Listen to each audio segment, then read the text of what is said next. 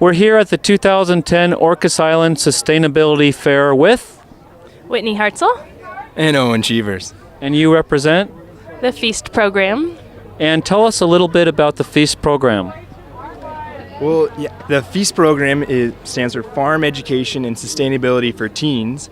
It's a summer-long program where students from the island get high school credit to participate in a program where they learn about permaculture design and gardening and farming and blacksmithing and wood carving and wild edibles, wilderness education, and a whole host of other things.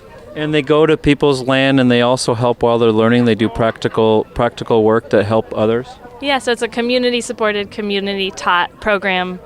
The kids receive credit for participating, and they also do complete internships around the island at different sites.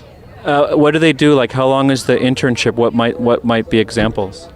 Some examples have been working at La Campesina project, working at Maple Rock Farm, working on a solar system or a natural building project that they've done in their own home, or working on the farm to cafeteria garden.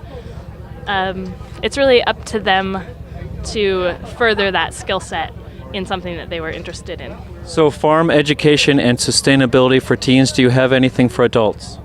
We do. We're actually opening up for the first time ever this year. We're going to have about 3 to 5 spots open for adults at every class. So we do beekeeping, blacksmithing, permaculture design, and a whole host of topics. And over the years, adults have been begging us for them to get involved as well. So we'll have a couple classes or spots open for adults at every class. How do they get in touch with you when they get so excited that they can't stand it and they have to join? Or they're going to want to look for the F.E.A.S.T program's website, which is feastprogram.org. And any phone numbers? 360-472-1525. And how are you sustained financially? We're a nonprofit, so we're completely funded by donations, private donations and grants. And so same, if somebody feels like what you're doing is great work for the future of our world and they want to give money, they do so by? Donating to the F.E.A.S.T program, which is getting in touch with us through the website or that phone number. And also, we'll be at the farmers market throughout the summer where the students will be advocates for the program, and so you can talk to them about contributing as well.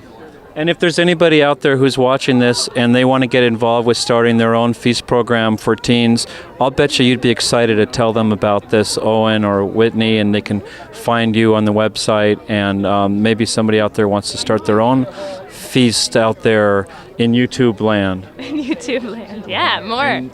And we encourage you to. Okay, so I know that in regular school, it could be great, but it is often sit down, shut up, and we're going to give you some information. How is this education of hands-on growing your own food compare in your eyes with that kind of education? What have you seen? We've seen actually that experiential education has amazing impacts on the students. The hands-on components inspire them and help them access so many different knowledge bases, I guess. Also, too, not only are they getting skills from the teachers of the program, but they're getting exposed to those different lifestyles as well. So it's a real full experience. Because rather than having somebody teach that's read it from a book, we're getting people that are living it, and so they're really inspiring lifestyle changes. Perhaps while some of the school learning might be fantastic, and of course great teachers, it is often somewhat contrived. This is authentic, real, hands-on. People are helping others grow food. They're seeing tangible results from what they do, and hopefully as these kids get older, they spread it to their communities and to their children. Well, and that's a huge piece of the program, is giving solutions and positive solutions, because if you're a teenager these days, you've grown up learning that there's holes in the ozones, that ice caps are melting, polar bears are drowning, and really to have hands-on simple solutions is inspiring for kids. It gives them hope.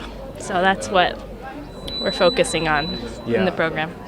Yeah, and I think we're really fortunate on Orcas Island to have amazing teachers, but we're also really fortunate to have so many community members with so much skill and knowledge to share, and the F.E.A.S.T program really capitalizes on that by exposing these students to those individuals.